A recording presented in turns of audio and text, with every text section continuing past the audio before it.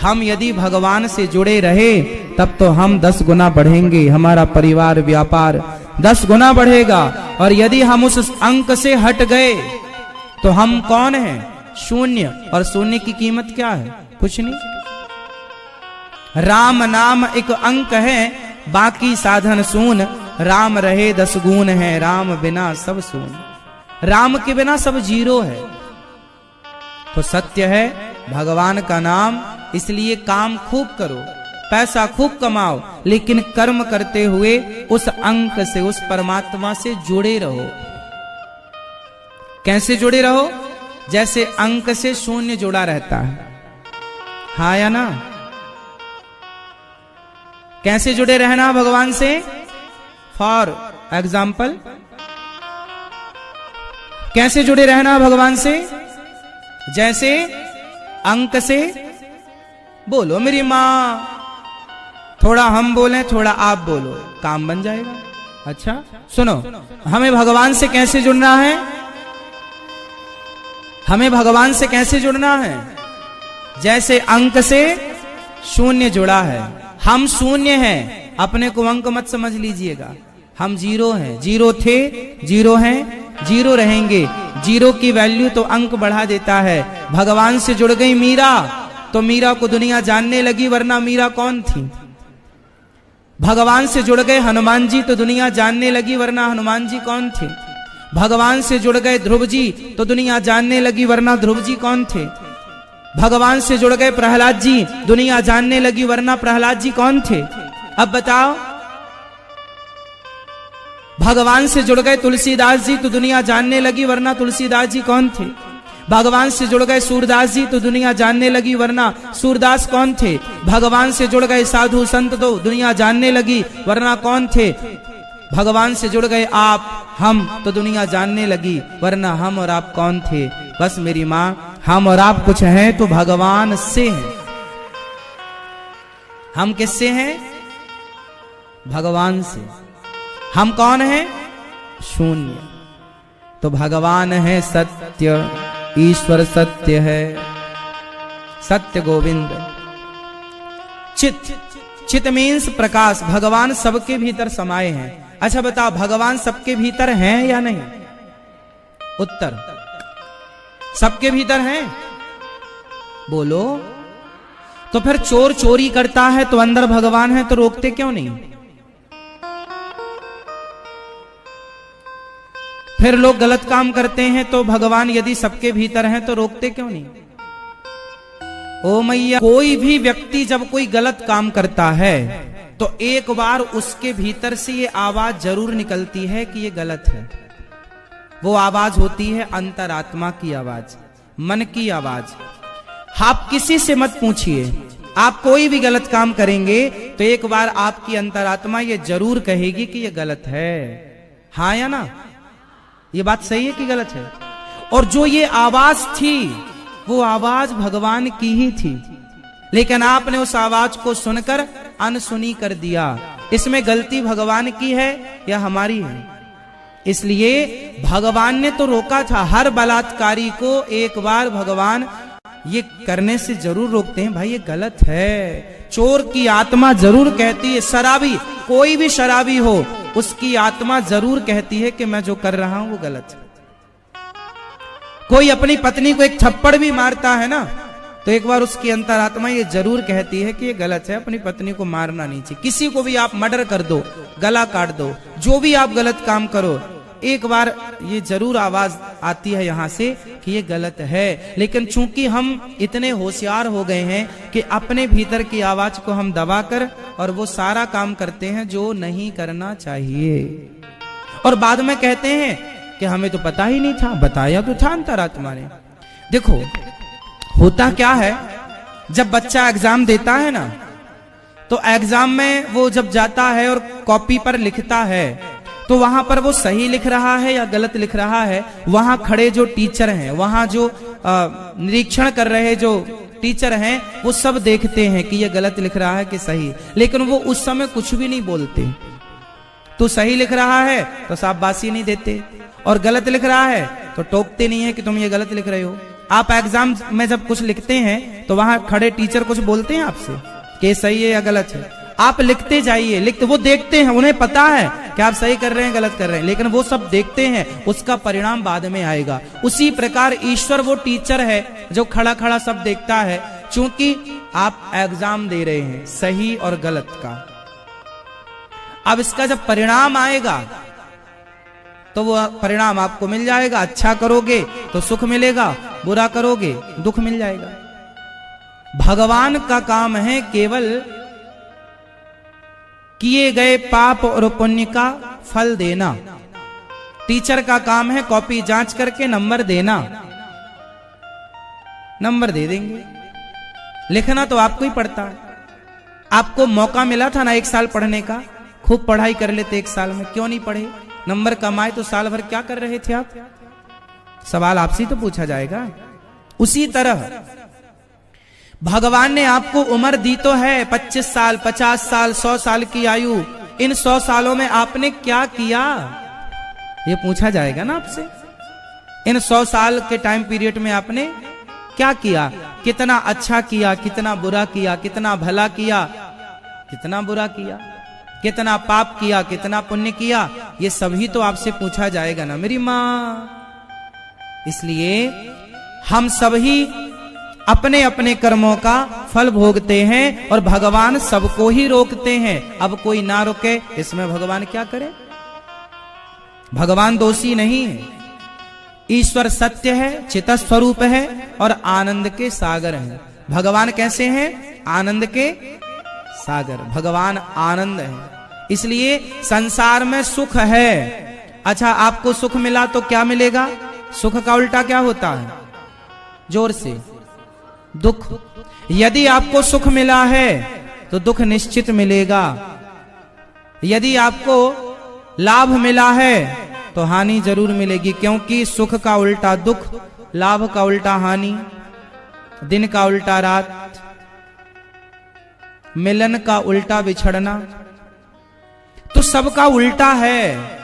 इसलिए आप सुखी बनना चाहते हो तो ये आप गलत हो। भगवान की भक्ति करने वाला कभी सुख नहीं चाहता। आपको क्या चाहिए, सुख या दुख? जोर से। ना तो सुख चाहिए हमें और ना तो, बोलो, हमें सुख नहीं चाहिए, क्योंकि सुख यदि चाहोगे तो दुख आएगा। इसलिए ना सुख चाहो और ना सुख की चाह मिट जाए तो दुख खत्म हो जाए। अच्छा, फिर क्या चाहे महाराज? ना सुख चाहे ना दुख चाहे तो क्या चाहे? बोले आनंद चाहो। हम तो आनंद में रहना चाहते हैं। हमें क्या चाहिए? आनंद। और जिनके जीवन में मिला सत्संग है उन्हें तो हर घड़ी आनंद ही। इसलिए हमारे यहां कहते हैं नंद के आनंद भयो हत्ती घोड़ा दीना, हत्ती दीन्ही घोड़ा दीना और दीन्ही जय कन्हैया। नंद के आनंद भयो। हमारे यहां आनंद, जो आनंद सिंधु सुख राशि, सी करते त्रैलोक्य सुपासी। राम आए तो क्या आया? आनंद आया। कृष्ण आए तो क्या आया? आनंद आया। राधाष्टमी आई तो क्या आया? आनंद आया। तो आनंद। अच्छा ये बताओ, सुख आएगा तो सुख आएगा तो दुख भी आएगा, लेकिन आनंद का उल्टा क्या है? बताओ, आनंद का उल्टा क्या है? आनंद का कुछ उल्टा नहीं है। इसलिए सुख नहीं चाहो। इसलिए कुंती माँ ने कहा हमें सुख नहीं चाहिए। कुंती बुआ ने भगवान से क्या चाहा? हमें तो सुख नहीं चाहिए, हमें तो आपका स्मरण चाहिए। सुख चाहोगे तो दुख जरूर आएगा। लिख कर रखो, जो पत्नी आपको सुख देती है वही पत्नी आपको दुख देगी। लिख लेना।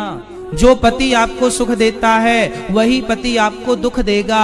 कैसे देगा महाराज जी? हमारा पति तो बहुत अच्छा है। हाँ, भगवान करे अच्छा ही रहे। लेकिन जब पत्नी भगवान के घर चली जाती है, जब पति भगवान के घर चला जाता है, भाई पति पत्नी दो में से एक को भगवान के घर पहले जाना पड़ेगा। ये बात सच्ची है या झूठी है? दोनों में एक को पहले जाना पड़ेगा। कौन जाएगा ये तो भगवान जाने। लेकिन जब दो में से एक जाएगा तो जो चला जाएगा उसकी याद में दूसरा रोएगा या रोएगी कि नहीं? तो जिससे सुख मिला उसी के जाने पर दुख भी तो मिला, हाँ या ना? इसलिए संसार से इतना मोह ना रखो कि उसके जाने के बाद आप दुखी हो जाएं। आप उससे प्यार करो जो कभी जाए ही ना। पत्नी चली जाएगी, पति चला जाएगा, अरे बेटा जब तक आपके पास है आपको सुख देता है, शादी होने दो, बहू आएगी, छोड़कर चला जाएगा तो जितना सुख दिया उतना दुख देगा। तो संसार का नियम ही है सुख और दुख। हम तो कहते हैं आप लोग सुख दुख से उठ जाओ ऊपर और आनंद की ओर बढ़ो। किसकी ओर बढ़ो? जोर से, आनंद की ओर। और आनंद कहां है? भगवान के चिंतन में। संसार में ये समझो कि ये आप क्या श्रोता हो? अरे वहीं बैठे रहो, बैठे रहो, बैठे रहो। हमारे प्रश्न का उत्तर दो बस। बताओ, छोटे छोटे बच्चों को चिंता क्यों नहीं होती? नहीं सुना आपने? अच्छा, उनका दिमाग कम होता है, आपका ज्यादा है। बैठो।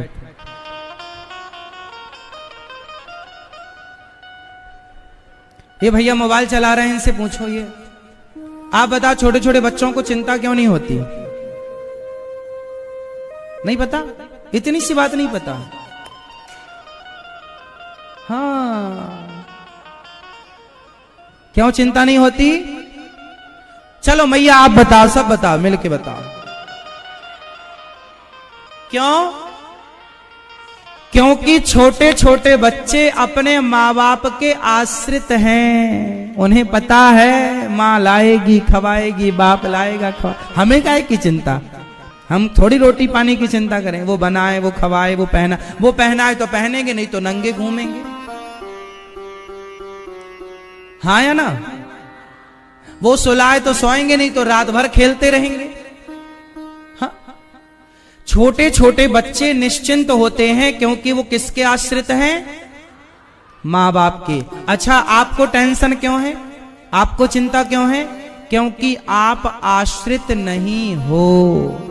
काश आप भी उन बच्चों की तरह भगवान पर आश्रित होते। अच्छा, आपके माँ बाप कौन हैं?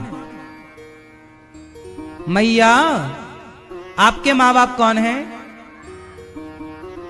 आपके माँ बाप कौन हैं? भैया बताओ। हाँ, आपके माँ बाप कौन हैं? कौन? हम सबके माँ बाप। मैया, आपके माँ बाप कौन हैं? हम सबके माँ बाप। त्वमेव माता च पिता त्वमेव, त्वमेव बन्धुश्च सखा त्वमेव, त्वमेव विद्या द्रविणं त्वमेव, त्वमेव सर्वं मम देव देव। मात पिता तुम मेरे, शरण गहूं किसकी, तुम बिन और न दूजा, आस करूं किसकी। माता रामो मत पिता रामचंद्र, स्वामी रामो मत सखा रामचंद्र, सर्वस्वम में रामचंद्रो दयालुर, नान्यम जाने नहीं वो जाने न जाने। हम सबके माँ बाप भगवान हैं। त्वमेव माता च पिता तुम्हें, मात पिता तुम मेरे। हम सबके माँ बाप भगवान हैं और बच्चे माँ बाप के आश्रित रहते हैं, इसलिए खुश रहते हैं। जो भक्त भगवान के आश्रित रहेगा वो सदा खुश रहेगा कि जैसे रखें प्रभु हम रहेंगे, हमें क्या टेंशन। यदि भगवान की मर्जी है कि आज हम नमक रोटी खाएं तो नमक रोटी खाओ। आज भगवान की इच्छा है 56 भोग खाओ, चलो 56 भोग खाओ। आज भगवान की इच्छा है हंसो तो हंस लो। आज भगवान की इच्छा है रोना है, चलो रोते हैं। भगवान, हम तो भगवान के हैं। भगवान जहां ले जाए वहां जाओ। भगवान की जो मर्जी, भगवान की मर्जी थी कि अनिरुद्धाचार्य छत्तीसगढ़ आए, आपको कथा सुनाए। लो हम आगे, कोई अपनी मर्जी से थोड़ी आए, भगवान ने भेज दिया, भैया ने बुलाया और आप सबने बुलाया, आप सबके अंदर प्रेरित किया भगवान ने कि बुलाओ, आपने बुलाया, ये दास चलाया। ना हम आए ना तो हम यहां कुछ कह रहे हैं, भगवान ही भेजे हैं और भगवान ही इस वाणी से आपको कुछ कह रहे हैं। हम तो जीरो हैं, माध्यम बनाते हैं भगवान। हनुमान, अच्छा सीता मां की खोज करने कौन गया था? जोर से हनुमान जी गए थे, हाँ या ना? तो क्या हनुमान जी ही गए थे? नहीं, हनुमान जी के माध्यम से राम जी ही गए थे। हनुमान जी, अच्छा हनुमान जी ने समुद्र को छलांग लगा के पार कर लिया। प्रभु मुद्रिका मेली मुख माही, और हम कुछ भी नहीं है करने वाले, हनुमान जी नहीं है लंका जाने वाले। हनुमान जी जैसे लोगों को, हनुमान जी के ऊपर राम जी का हाथ था तो हनुमान जी लंका चले गए। राम जी का हाथ यदि हनुमान जी की जगह किसी और पर होता तो वो चला जाता, किसी तीसरे पर हाथ होता वो चला जाता। आप किसी को रोटी दे रहे हैं, माना कि आप किसी को पेट भर रोटी दे रहे हैं, तो आप ये ना मान लो कि मैं दे रहा हूं ना, भगवान ने आपको निमित्त बनाया है कि आपके माध्यम से इन सबको रोटी मिले। जैसे यहां पर हमारे भैया कृष्णा जी को, कान्हा जी को निमित्त बनाया भगवान ने कि इनके माध्यम से छत्तीसगढ़ वासियों को, रायपुर वासियों को भागवत मिलेगी। तो भगवान ने इन्हें निमित्त बना करके और अपनी सेवा इन्हें दे दी कि तुम ये सेवा कर लो, और इन्होंने बहुत लगन और ईमानदारी से सेवा को किया। तो भगवान किसी से भी अपना कार्य करा सकते हैं, पर हमसे करा रहे हैं, ये हम पर उनकी बहुत बड़ी कृपा है। इसलिए आपके पास कुछ भी है ईश्वर का दिया हुआ, तो कुछ भी आप कर पा रहे हैं सेवा समाज की, तो समझो कि ईश्वर का धन्यवाद कि उन्होंने हमें चुना है इस कार्य के लिए। आप यहां आए हैं तो आप यहां आए हैं, इसमें भी तो भगवान की ही इच्छा है। जिस पर भगवान की कृपा थी वो तो यहां पांडाल में आ गए, सुन रहे हैं। जिन पर नहीं थी वो बेचारे नहीं आ पाए, नहीं आ पाए। कृपा हुई तो आ पाए चलकर, नहीं थी कृपा जिन पर वो नहीं आ सके। तो ये तो भगवान की, कहते बिहारी जी की महफिल को तो बिहारी जी सजाते हैं और कथा सुनने तो वही आते हैं जिन्हें बिहारी जी बुलाते हैं। तो आप आए हैं तो आए नहीं, बिहारी जी ने आपको, गौरी गोपाल भगवान ने आपको, हाँ आए नहीं हैं आप, लाए गए हैं। बिहारी जी आपके भीतर आकर प्रेरित किए आपको, चलो चलो कथा का टाइम हो रहा, चलो। आपकी प्रेरणा जागी, भगवान ने दी तो आप आए। जिनके अंदर भगवान ने प्रवेश नहीं किया, जिनको भगवान ने प्रेरित नहीं किया, वो अभी भी जमा रहे होंगे बिस्तर पर पड़े, खा पी के खटिया तोड़ रहे होंगे। इसलिए कृपा है हर जगह, ईश्वर की कृपा का अनुभव करना चाहिए। तो भगवान आज से क्या चाहिए अपने को? सुख या दुख या आनंद? तो आज से हम क्या चाहेंगे? सुख चाहोगे, दुख चाहोगे?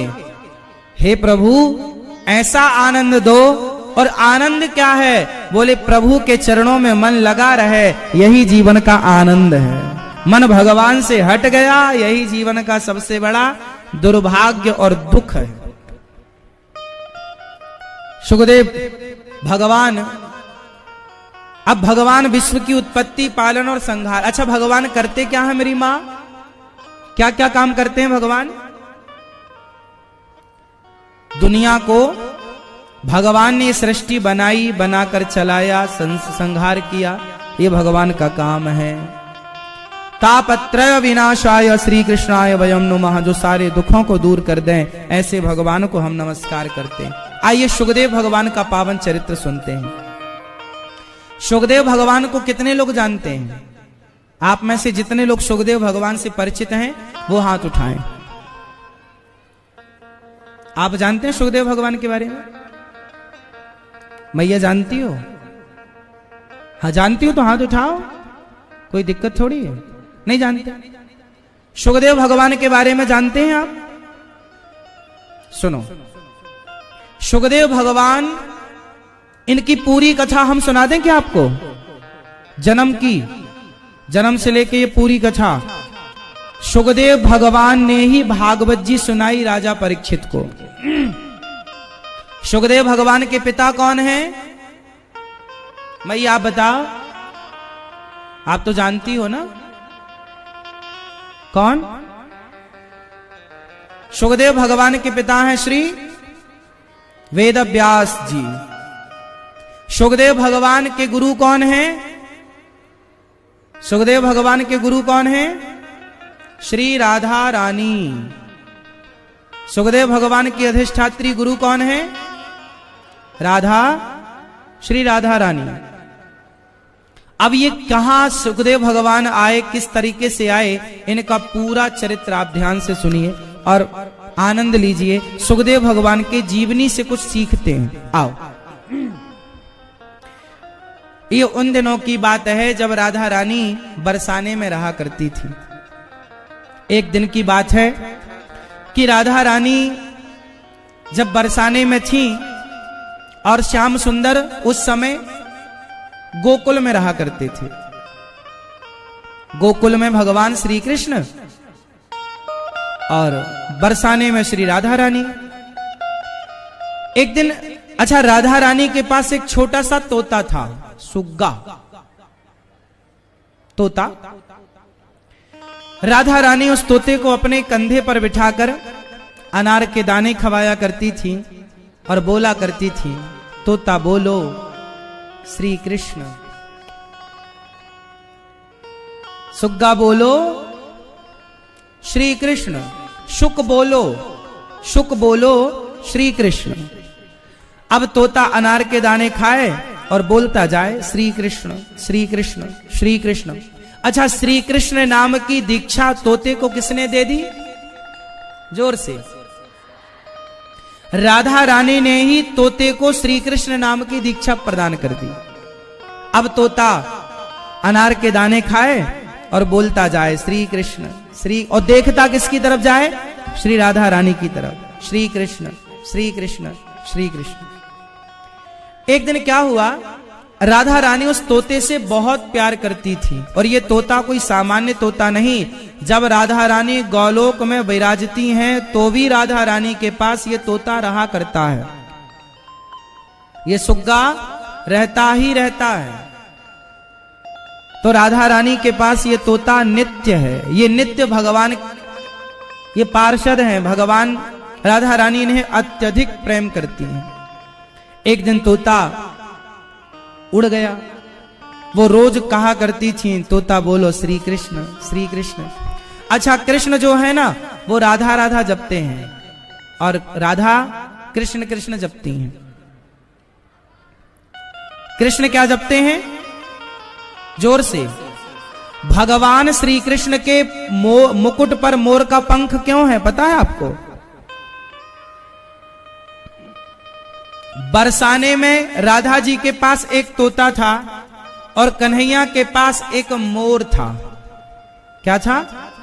यहां तोता है, वहां मोर है। एक मोर था जो रोज नंद आंगन में आकर के और कृष्ण कृष्ण कहता हुआ रोज नाचता। लेकिन नाचते नाचते बरसों बीत गए, उस तोते को कभी भी कृष्ण का दर्शन नहीं हुआ, कभी उसे कृष्ण नहीं मिले। एक दिन मोर रोता हुआ जा रहा था, नारद जी मिल गए। नारायण नारायण। तोता बोला, मोर बोला, नारद जी बोले, अरे मोर, तुम बड़े भाग्यशाली हो कि भगवान कृष्ण के आंगन में नाच रहे हो। बताओ, तुम्हारे भाग्य की सराहना तो देवता करते हैं। वो मोर बेचारा रोता हुआ बोला कि हे नारद जी, क्या बताऊं, मैं कृष्ण के आंगन में ही नाचता हूं, लेकिन मुझ अभागे को आज तक कृष्ण ने दर्शन नहीं दिए। तो नारद जी ने कहा कि तुम बोलते क्या हो? बोले, मैं तो कृष्ण कृष्ण बोलता हूं। बस नारद जी ने कहा, यही तुम गलती करते हो। तुम कृष्ण कृष्ण बोलते हो ना, इसलिए तुम्हें दर्शन नहीं हुआ। अब एक काम करना, कल जाना और राधा राधा बोलना। अब मोर गया दूसरे दिन और वहां जाकर के आंगन में बस राधा राधा राधा राधा राधा राधा बोला।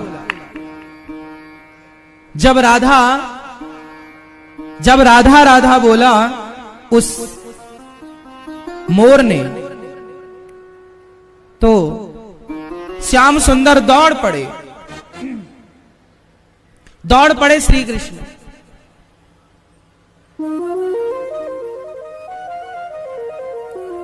दौड़ते हुए, मेरी राधा कहां है? ओ मोर बताए जा, मेरी राधा कहां है? तोता मोर बता तो दे मेरी राधा। अब तो मोर बड़ा खुश हुआ कि मैं कृष्ण कृष्ण जपता तो कई वर्ष बीत गए, राधा बोला तो ये देखो सामने आ गए। अब मोर दौड़ा बरसाने की ओर, और जब बरसाने की ओर दौड़ा तो वहां सखियों के साथ श्री राधा रानी आ रही थी। यहां से दौड़ते हुए श्याम सुंदर मोर के पीछे पीछे भाग रहे थे, और मोर तो नाचता हुआ दौड़ता जाए बरसाने की ओर कि जिनके नाम के बल पर मुझे कृष्ण मिले, चलो आज उन वृषभानु की लली का भी दर्शन कर ही लूं। और मोर जब बरसाने की ओर भागा तो आगे से श्री राधा रानी आई, और वहां सामने राधा, पीछे कृष्ण, बीच में मोर नाचने लगा। एक तरफ कृष्ण, एक तरफ राधा, मोर नाचने लगा। और जब मोर नाचा तो उसने अपने पंख गिराए। मोर जब नाचता है तो उसके पंख स्वाभाविक गिर जाते हैं, और जब उसके पंख गिरे तो उसके पंख जब गिरे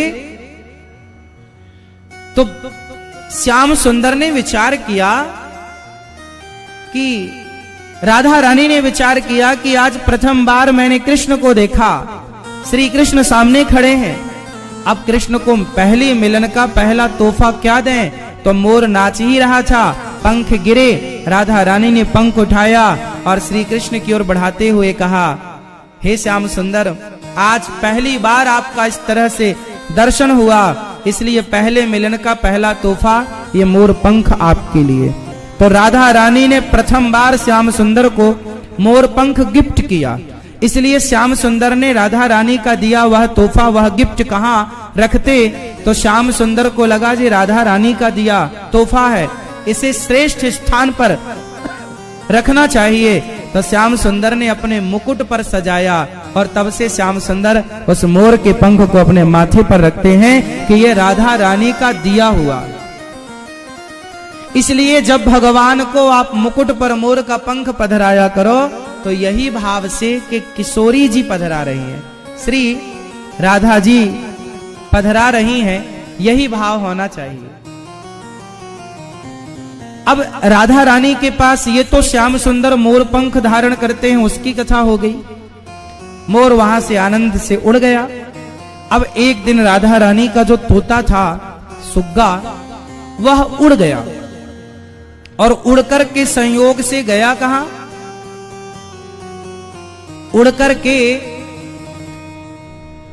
नंद भवन में जाकर के बैठा, और वहां जाकर के बाउंड्री पर बैठ करके वो कृष्ण, राधा रानी ने पढ़ा रखा था ना श्री कृष्ण श्री कृष्ण, तो तोता बस श्री कृष्ण बोलता जाए। तो जो कृष्ण के सखा थे उनको लगा कि मेरे कृष्ण का नाम पुकार रहा है, ये जरूर कोई सखा होगा। तो चुपके से कन्हैया के मित्रों ने उस तोते को पकड़ लिया।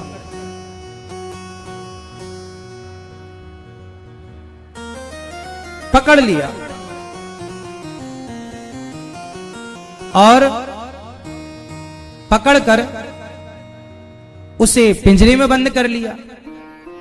अब यहां राधा रानी ने देखा कि हमारा तोता नहीं है। पूरे में राधा रानी ने खोजबीन करवाई कि हमारा तोता कहां चला गया। चारों ओर तोते की खोज हुई, अंत में पता लगा कि वो तो नंद बाबा के पास है।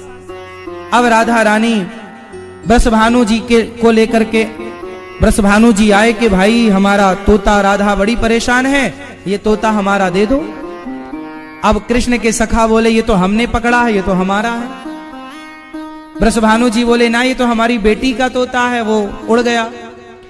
अब कृष्ण बोले कि ये तोता हमारा है, और राधा बोले कि ये तोता हमारा है। अब राधा रानी भी आ गई, कृष्ण भी बैठे हैं और बीच में तोता है। कृष्ण कहें कि ये तोता हमारा है, राधा रानी कहें कि ये तोता हमारा है। तभी नंद बाबा और वृषभानु जी दोनों ने कहा, बच्चों आपस में विवाद ना करो, उस तोते से ही पूछ लो कि तू किसका है। वो तोता कह दे कि मैं किसका हूं, वो जिसका कह दे ये तोता उसका।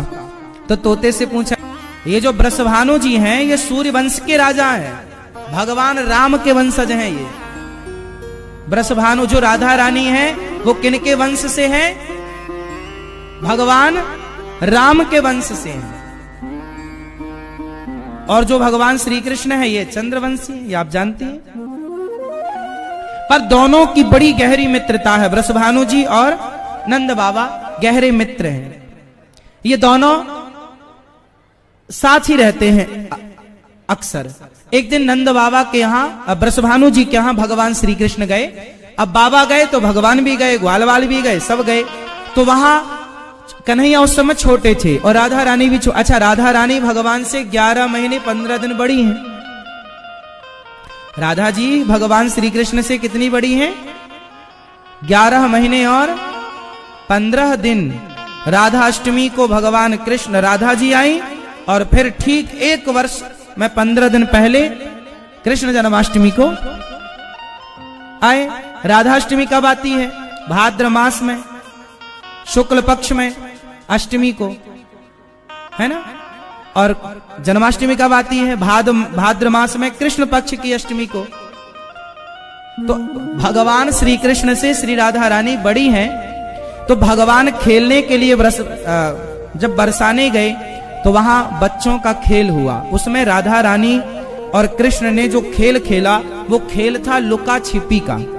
हम छिप जाते हैं, फिर आप हमें ढूंढना, फिर आप छिप जाएंगे, हम ढूंढेंगे। तो राधा रानी ने कहा ठीक है। श्याम सुंदर छिपे तो राधा रानी ने ढूंढ लिया। श्याम सुंदर छिपे तो राधा, आपने बचपन में लुका छिपी खेली कि नहीं? किसने खेला है? कन्फर्म करो हमें। लुका छिपी का खेल किसने खेला? हमने तो बहुत खेला। तो श्याम सुंदर पहले छिप गए तो राधा रानी ने खोजा।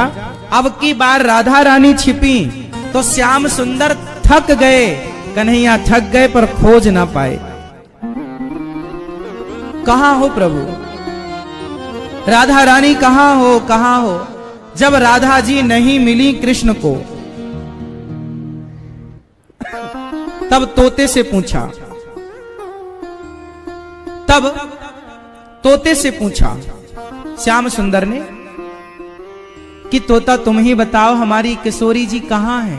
तो तोता बेचारा कृष्ण की मदद करने के चक्कर में बोल दिया कि वहां छिपी है। कन्हैया गए, ढूंढ लिया। अच्छा, सखियों ने बता दिया कि राधा कन्हैया नहीं ढूंढ पा रहे थे, ये तो सुग्गी ने बताया है। राधा रानी को गुस्सा आ गया। तोता, सुख, तुमने हमारे खेल में बाधा उत्पन्न की। अच्छा, ये एक लीला थी, इसे आप क्रोध ना समझिएगा, ये कृपा थी। राधा रानी ने कहा कि तुमने हमारी इस लीला में व्यवधान उत्पन्न कर दिया। शुक, क्या जरूरत थी कृष्ण को बताने के लिए? हमारे खेल के जो रंग में तुमने भंग कर दिया। अब जाओ, हम तुम्हें श्राप देती हैं कि जाओ तुम मृत्यु लोक में जन्म लो, तुम हमसे बिछड़ जाओगे। अब तो तोता चरणों में गिर पड़ा, मां मैं आपके बिना कैसे रहूंगा। अब मां तो कोई उत्तर ना दी, पर श्याम सुंदर के पास तोता आया, शुक आया। हे प्रभु, मैंने आपकी मदद की और देखो मेरा तो बुरा हाल हो गया, इन्होंने तो अपने से दूर कर दिया, श्राप दे डाला। तब भगवान मुस्कुराते हुए बोले, शुक, जब अब हमारी लीला पूरी हो जाएगी 125 वर्ष के बाद, तो हमारी लीला पूरी होने के बाद हमारी लीला का गुणगान कौन करेगा? तो हम उसे ढूंढ रहे थे जो हमारी लीला का गुणगान कर सके। तुमसे अच्छा कोई मिला नहीं, तो हम दोनों का ये प्लान था कि तुम्हें मृत्युलोक में भेजा जाए। ये हमारी लीला थी। जाओ, जब तुम हमारी लीला का गुणगान करोगे तो राधा रानी के श्राप से मुक्त होकर तुम पुनः अपने गोलोक धाम श्री राधा रानी के नित्य निवास में पहुंच जाओगे। वही राधा रानी के श्राप के कारण वही सुखदेव भगवान बन के प्रकट हुए और भगवान कृष्ण का गुणगान गाया, श्री राधा रानी का गुणगान गाया। और पूरी गुणगान किसके माध्यम से गाया? श्रीमद् भागवत महापुराण के माध्यम से गाया। किसके माध्यम से गाया? वो भागवत जो आज आप लोग सुन रहे हैं। सुखदेव भगवान ने उस सुंदर से, अब वही सुखदेव भगवान एक बार भगवान शंकर माता पार्वती को लेकर गए, चलो अमरनाथ कथा सुनाने चलते हैं। वहां एक तोती ने बच्चे को जन्म दिया, वही सुखदेव भगवान थे। शंकर जी की अमर कथा सारी सुन ली और शंकर जी ने जयकारा लगाई तो माता पार्वती तो सो रही थी, सुखदेव जी हुंका दे रहे थे। फिर शंकर जी त्रिशूल लेकर दौड़े तो व्यास जी की पत्नी के मुख से गर्भ में चले गए और 12 वर्ष तक व्यास जी की पत्नी के गर्भ में सुखदेव भगवान रहे। ऐसे सुखदेव भगवान जो 12 वर्षों के बाद अपनी माँ के गर्भ से बाहर आए, ऐसे सुखदेव भगवान को हम प्रणाम करते हैं। बोलिए सुखदेव भगवान की जय। सुखदेव भगवान अपनी माँ के गर्भ से बाहर आए।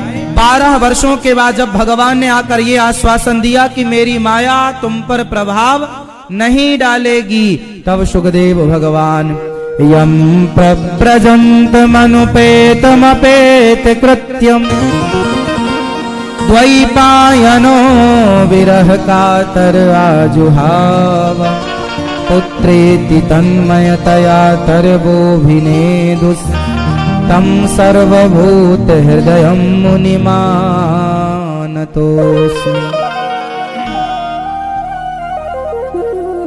ऐसे सुखदेव भगवान का जब जन्म हुआ, सुखदेव भगवान जन्म लेते ही सन्यासी हो गए।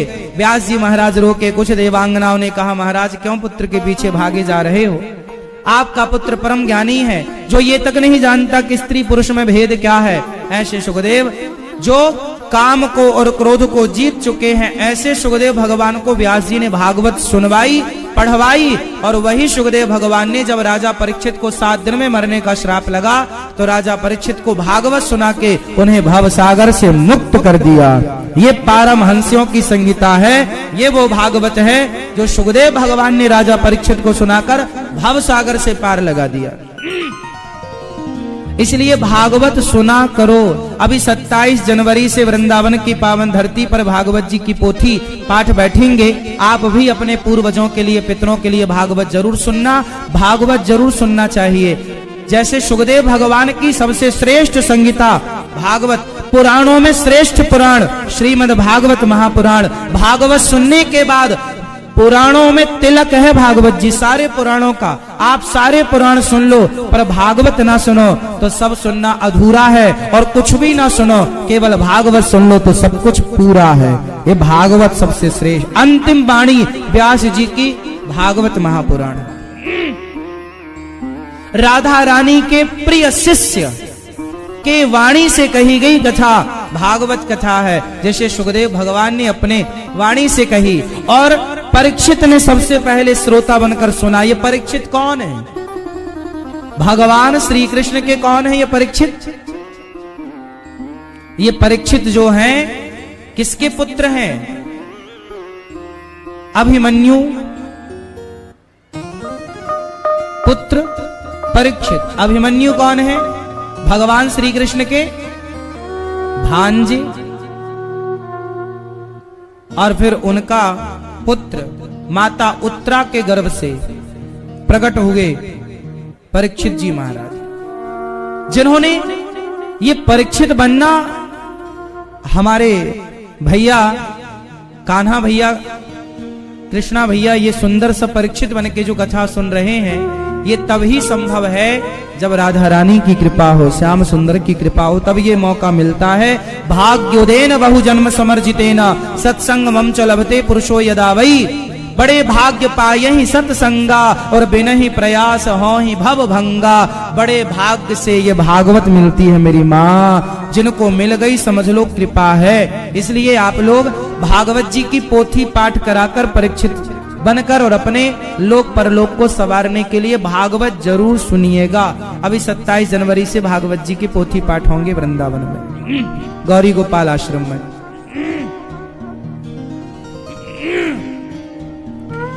ऐसे सुखदेव भगवान को प्रणाम करते हैं।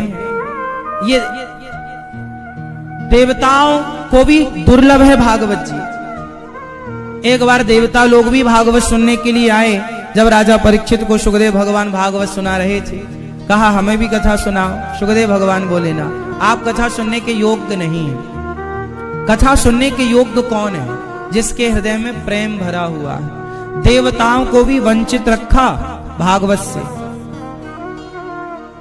आप भागवत नहीं सुन सकते देवता, क्यों? क्योंकि आप भोगी विलासी हैं। हमारे यहां देवताओं के राजा इंद्र हैं, उनकी पूजा नहीं होती। इंद्र की भी पूजा नहीं होती। क्यों? क्योंकि इंद्र भोगी विलासी है। और हमारे यहां तो संयमी व्यक्ति की पूजा होती है। देवता भी यदि संयमी नहीं है तो पूजा नहीं होगी उनकी। इंद्र आए, सुखदेव भगवान से कहा कथा सुनाओ। सुखदेव भगवान ने कहा ना, स्वर्ग का अमृत लेकर आइए, परीक्षित को पिलाओ अमृत, हमें कथा रूपी अमृत पिलाओ। सुखदेव भगवान बोले, प्रेमी बनकर आते तो कथा सुनाते, तुम तो सौदागर बनकर आए हो, ये कथा प्रेमियों की है, सौदागरों की नहीं। वंचित कर दिया। 7 दिन की कथा सुन के जब परीक्षित का उद्धार हुआ, स्वर्ग में तराजू बांधकर एक पलड़े पर भागवत जी को रखकर तौल कर देखना चाहा। भागवत जी का पलड़ा भारी था सबसे। चरणों में गिर पड़े इंद्र। तब भागवत से भगवान प्रकट हो गए। ये भागवत कोई सामान्य नहीं है, प्रत्यक्ष कृष्ण एव ही, प्रत्यक्ष भगवान का वांगमय स्वरूप है मेरी माँ। भागवत महापुराण। जब इंद्र का अभिमान शांत हुआ, परीक्षित की परम गति हुई। एक बार नारद जी भी भागवत सुनने आए। एक बार नारद जी सारे तीर्थों में भ्रमण करने निकले। छत्तीसगढ़ भी आए नारद जी, सारे तीर्थों में गए और नारद जी ने देखा सत्यम नास्ति तपः शौचम। प्रिय भक्तों, सत्य बोला करो। आपका लाभ हो रहा है झूठ बोलने से, और सच बोलने से दाल रोटी मिल रही है, तो झूठ बोल के अधिक लाभ ना पाकर सच बोल के दाल रोटी में खुश रहना चाहिए। क्योंकि कम से कम आप सच के साथ तो हैं, साथी तो सच के हैं। मैया राम राम। आप झूठ बोलती हो मेरी माँ? नहीं, सच बोलती हो? हाँ, सच्ची सच्ची बोलना। मैया, यहाँ वाली मैया, सो रही हो क्या मेरी माँ? राम राम। सत्यम नास्ति तपः शौचम। यहां शौचम शब्द आया है। शौचम का अर्थ क्या है? पवित्रता। अच्छा सच्ची बताओ, आप में से कितने लोग ऐसे हैं जो लघु शंका करने के बाद 4 कुल्ला करते हैं? जब हम लघु शंका करें तो 4 कुल्ला करना चाहिए, हाथ और पांव धुलना चाहिए। इसके बिना शुद्धि नहीं होती। शौच करने जाओ, शौच करने के बाद हमें स्नान करना चाहिए। बिना स्नान के शुद्धि, यदि आप बिना शौच किए, आप शौच करके आए और बिना नहाए रसोई में चले गए, बिना नहाए घर में, अरे राम राम, वो घर अशुद्ध हो गया। शुद्धि जैसी राखो शुद्धि वैसी बने बुद्धि। जैसा खाओ अन्न वैसा रहे मन। जैसी राखो, जैसा पियो पानी वैसी बोले। तो शुद्धि का बुद्धि पर बहुत बड़ा प्रभाव पड़ता है मेरी माँ। इसलिए शुद्धि जरूरी है। ये पहले बताया नहीं जाता था, पहले लोग करते थे। लघु शंका जाने के बाद 4 कुल्ला जरूर करना, हाथ पांव धुले बिना। महाभारत की कथा हमने कई बार आपको सुनाई।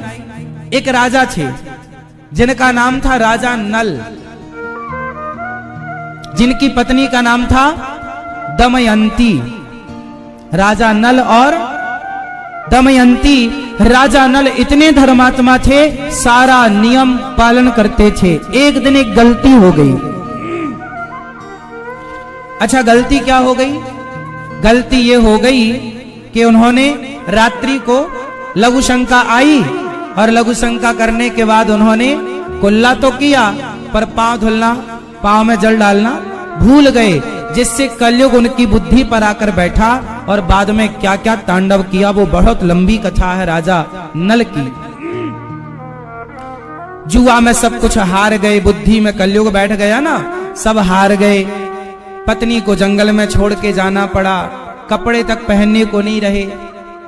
ये सारा नाच कलयुग ने नचवाया, इस कारण बुद्धि में बैठ गया। क्योंकि जहां भी, अच्छा ये बताओ, ज्यादा मक्खियां कहां होती हैं? जहां शुद्धि होती है वहां, या जहां गंदगी होती है, अशुद्धि होती है वहां? बताओ मेरी माँ, मक्खी ज्यादा कहां होती है? साफ सुथरी जगह में या गंदगी में? है ना? तो आप जब लघु शंका करोगे और शौच करोगे और नहाओगे नहीं, हाथ पांव नहीं धुलोगे, तो बताओ आपकी बुद्धि में, आपकी बुद्धि में कौन बैठेगा?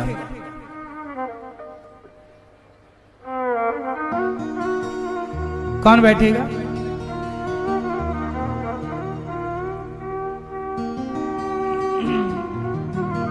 कलयुग बैठेगा, आपकी बुद्धि भ्रष्ट करेगा।